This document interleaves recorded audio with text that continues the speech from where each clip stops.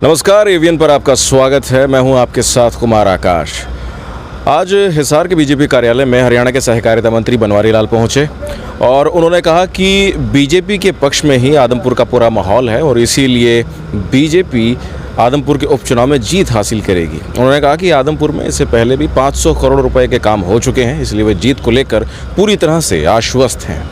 और आज भी आदमपुर के अंदर माहौल भारतीय जनता पार्टी के पक्ष में पूरी तरह है, क्योंकि पिछले 8 साल के अंदर लगभग 500 करोड़ रुपए के काम इस विधानसभा आदमपुर के अंदर हुए हैं।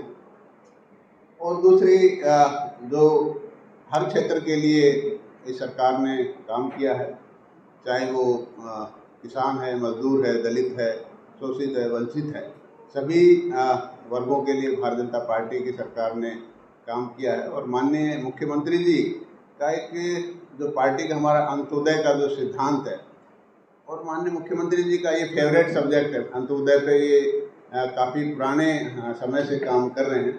और अब जब मौका मिला है माननीय मुख्यमंत्री जी को इस पर काम करने का, तो उनकी एक सोच रहती है कि जो हमारा जो शोषित वंचित और जो आखिरी पंक्ति में जो आदमी खड़ा है, जो हमारी योजनाओं का लाभ नहीं ले सकता, वो मांग भी नहीं सकता, उन लोगों के बारे में हमें चिंता करनी चाहिए।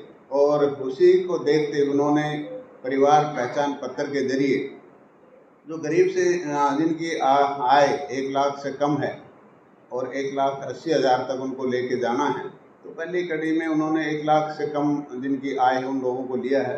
और उसके परिवार पहचान पत्र के जरिए मुख्यमंत्री परिवार अंत्योदय उत्थान योजना जो है, उसके तहत जगह जगह जिले लेवल पर या सब डिवीज़न लेवल पर अंत्योदय मेले लगाए हैं।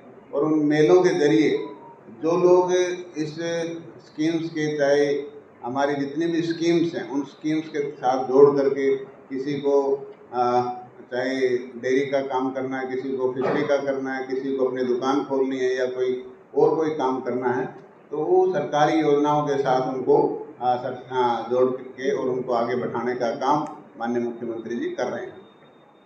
और खासकर जो हमारा दलित समाज है, उसके लिए तो माननीय मुख्यमंत्री जी ने बहुत से काम किए हैं। जैसे जब हमारी सरकार आई उस टाइम जो एससी के बच्चों को जो कन्यादान की राशि मिलती थी मुख्यमंत्री विकास सुगन योजना के तहत, वो 31,000 थी।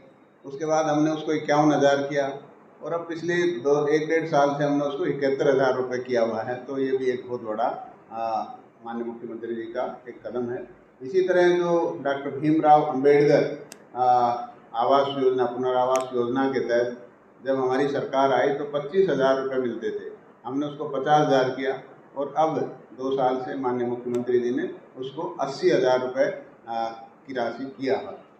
और ये मुख्यमंत्री जी की सोच है कि गरीब किसी भी समाज में हो सकता है, ये नहीं कि भाई दलित या छोटे समाज में होता है, चाहे वो किसी भी समाज से संबंधित रखता हो। जो गरीब है, जिनकी आय 1,80,000 से कम है, उन लोगों को भी इसका लाभ देने का काम माननीय मुख्यमंत्री जी ने किया है।